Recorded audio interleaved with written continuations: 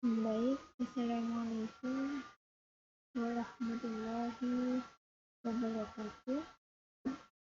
Saya Siti Hatija dengan NIM 098 kelas L2 4C, yang mana di sini saya akan mengerjakan sebuah penugasan IPS yang memilih untuk soal A, yang mana pada soal tersebut yaitu buatlah sebuah video pembelajaran dari modul 1 sampai 3. Berikut saya mulai dari yang pertama yaitu modul 1 tentang konfigurasi IP. Pertama kita akan menerangkan tentang apa itu sejarah mikrotik. Pada dasarnya, mikrotik itu adalah sebuah perusahaan kecil berkantor pusat di Latvia bersebelahan dengan Rusia. Pembentukan diprakarsai oleh John Pirelli dan Agnes Levis. John Pirelli adalah seorang warganegara Amerika yang berimigrasi ke Latvia. John dan Agnes mulai mengikuti dunia pada tahun 1996 atau misi mikrotik adalah mengikuti seluruh dunia, yang mana mulai dengan sistem Linux dan MS-DOS yang dikombinasikan dengan teknologi wireless LAN atau WLAN Ethernet berkecepatan 2 Mbps di Moldova.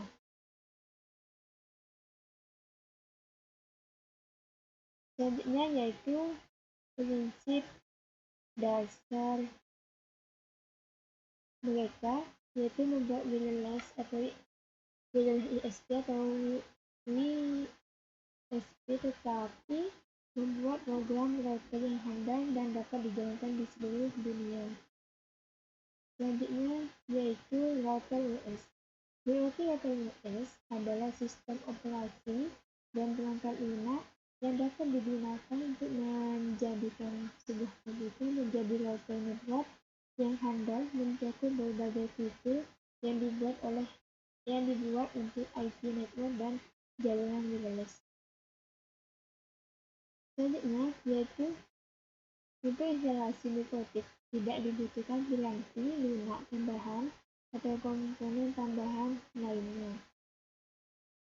Selanjutnya yaitu secara singkat dapat digambarkan jelaskan sebagai berikut. Terdapat beberapa level. Yang pertama level 0 atau gratis, yang kedua yaitu level 1 demo, yang ketiga ada level 3, selanjutnya level 4 dan seterusnya sampai level 6. Selanjutnya yaitu routerboard. Routerboard adalah router embedded produk dari mikrotik. Routerboard seperti sebuah PC mini yang terintegrasi karena dalam satu board tertanam prosesor, RAM, ROM, dan memori flash. Selanjutnya yaitu cara akses mikrotik. Berikut adalah akses mikrotik. Yang pertama via konsol atau command mikrotik. Yang kedua yaitu via web browser. Yang ketiga ada via mikrotik. Jadi kita dapat membuat sebuah mikrotik dengan menggunakan VirtualBox atau via Winbox. Mikrotik bisa juga diakses remote menggunakan tool Winbox atau integrasi kecil di Windows yang sangat praktis dan cukup mudah digunakan. Atau yang keempat yaitu via Telnet. Berikut adalah cara langkah yang harus dilakukan pada ikon Oracle VM VirtualBox untuk menginstal sebuah mikrotik. Pertama kita akan menuju seperti ini. Yang kedua kita seperti ini, kita mengasih nama name terserah dengan tipe order dan fungsinya yaitu order on call. Tekan lanjut. Yang ketiga, kita akan memilih berapa besarnya RAM. Di sini saya memilih 64 MB. Lanjut, setelah itu kita akan sudah membuat sebuah harddisk. Di sini kan kita membuat sebuah harddisk baru, jadi kita memilih buat harddisk virtual sekarang. Setelah dibuat akan muncul pilihan seperti ini. Kita yang memilih VirtualBox Disk Image. Selanjutnya yaitu kita lanjut. Lalu kita memilih sebuah ukuran berkasnya. Di sini kita mengisi 2 GB. Nah, selanjutnya kita masuk ke pengaturan, lalu penyimpanan. Kita pilih mikrotik. Di sininya jangan lupa ID master sekunder. Kita klik OK. Kita lalu pergi ke sebuah, di pengaturan ada sebuah jaringan, kita masuk. Yang adapter 1 kita memilih adapter per bit. Sedangkan adapter kedua yaitu adapter hanya host. Kita klik OK. Kita hasilnya berhasil. Lalu kita masuk ke titiknya di VirtualBox. Akan seperti ini, kita ketik A pada layar hitamnya itu, lalu tekan I untuk install. Jika hasilnya seperti ini, kita berarti sudah selesai. Kita pilih pelanti, pilih driver aktif, lalu klik kotik 633 ISO. Ini kan tentang kita buat kita hapus tentangnya tersebut. Lalu pilih ketik enter. Maka muncul seperti ini. Masukkan mikrotik login admin, passwordnya dikosongkan. Maka akan muncul seperti ini.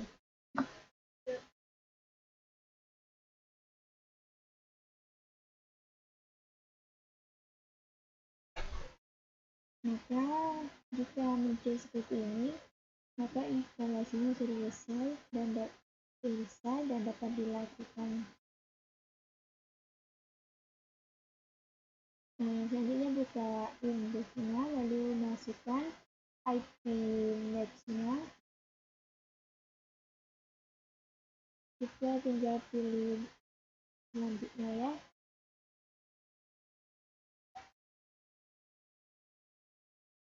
Jika sudah, kita masuk ke sebuah admin di sininya nih, kita pilih rating, lalu memilih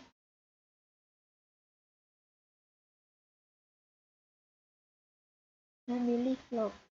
Habisnya milih rating, lalu memilih clock, kita sesuaikan jamnya di sini. Jangan lupa ketika sudah menyesuaikan sebuah di sini atau IP atau waktunya, jangan lupa pilih apply lalu OK. Setelah itu kita pergi ke rating, lalu kita pilih user. Starting lalu user. Di sini akan meminta untuk mengisi adminnya, nama adminnya. Nah, makanya di sini menulis passwordnya tadi, namanya tadi sesuai dengan yang kita butuhkan. Lalu kita ketik passwordnya. Jangan lupa setelah itu pilih apply lalu OK. Jika muncul seperti ini, maka itu tandanya sudah berhasil dibuat. Nah, cukup sekian penjelasan di modul 1. Selanjutnya yaitu modul 2. Nah, selanjutnya bagi modul 2 yaitu konfigurasi DHCP server. DHCP atau Dynamic Host Configuration Protocol merupakan service yang memungkinkan sebuah perangkat dapat mendistribusikan untuk arsip IP address secara otomatis pada host dalam sebuah jaringan. Cara kerjanya, DHCP server akan memberikan respon terhadap request yang dikirimkan oleh DHCP client. Jadinya, DHCP server ini memberikan sebuah respon terhadap suatu permintaan yang dikirimkan oleh DHCP client. Selain IP address, DHCP juga mampu mendistribusikan sebuah informasi request bevel gateway, konfigurasi DNS dan NTP server. Selanjutnya yaitu MikroTik sebagai DHCP client.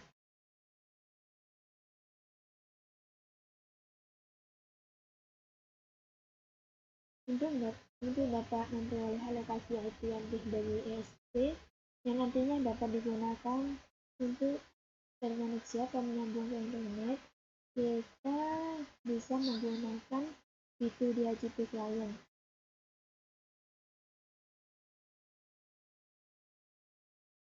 Selanjutnya yaitu MikroTik sebagai DHCP server. DHCP server akan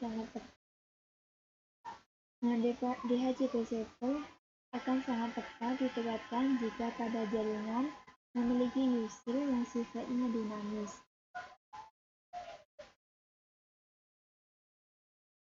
Jika konfigurasi DHCP server dapat dilakukan pada menu IP, yang tadi kan pertama kita kan banyak ya.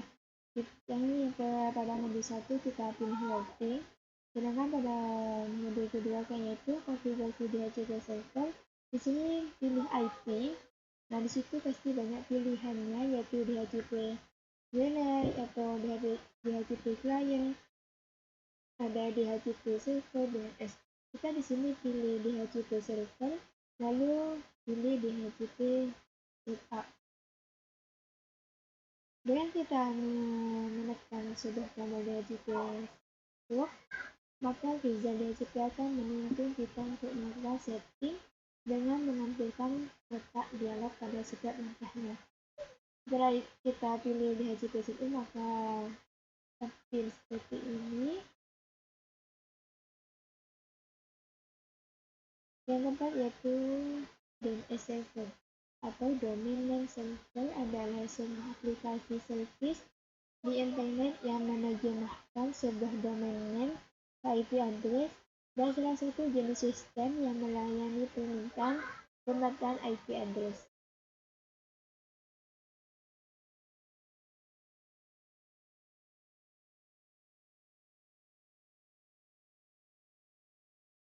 Selanjutnya yaitu konfigurasi DHCP server.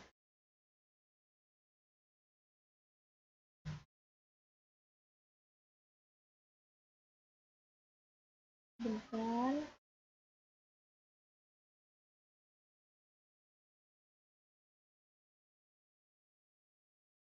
Setelah kita melakukan sebuah installing di VirtualBox, setelah itu kita masuk pada Windows, lalu masuk ke menu pilih IP. Di sini kan ada tulisan IP, pilihan IP. Pilih DHCP server, kemudian masukkan IP yang dibutuhkan. Setelah kita masukkan sebuah IP, kita akan menemukan sebuah IP jaringan. Cukup sekian dari modul 2 yaitu konfigurasi DHCP server. Selanjutnya yaitu penjelasan dari modul 3.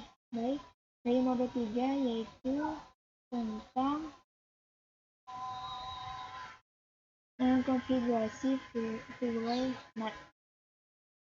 Di sini saya akan menjelaskan terlebih dahulu yaitu routing. Routing statik adalah jenis routing yang dilakukan admin atau pengelola jaringan untuk mengkonfigurasi sebuah informasi tentang jaringan yang dituju secara manual. Jadi, routing status ini yaitu informasi tentang jaringan yang dituju secara manual. Isi routing status adalah jalur spesifik ditentukan oleh admin jaringan. Pengisian tabel routing dilakukan secara manual oleh admin jaringan dan biasanya digunakan untuk jaringan berskala kecil.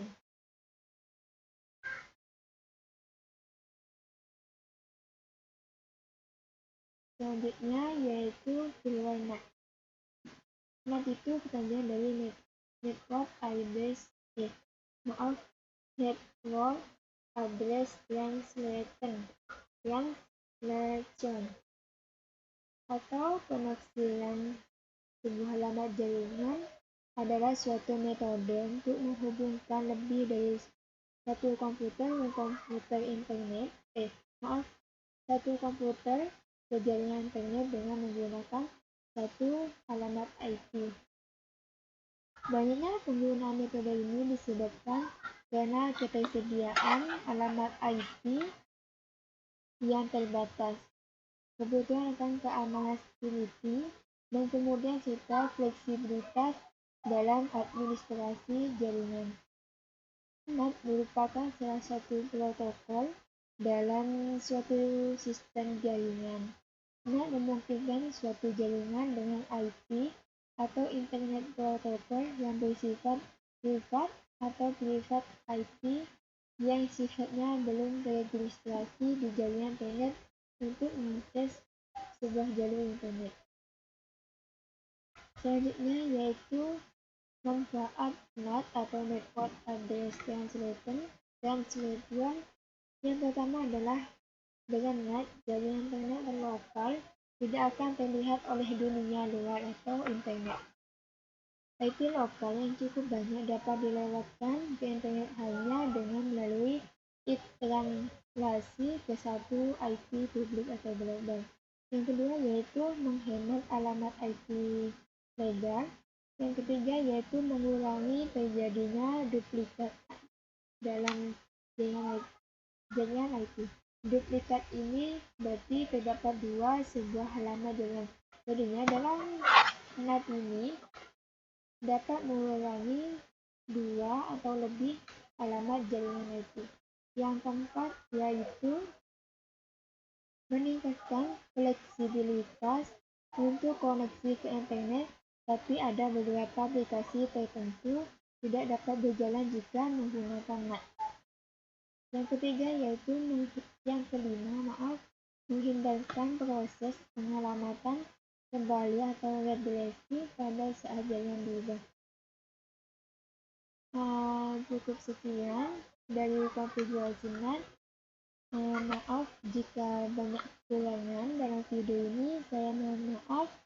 Wassalamualaikum warahmatullahi wabarakatuh.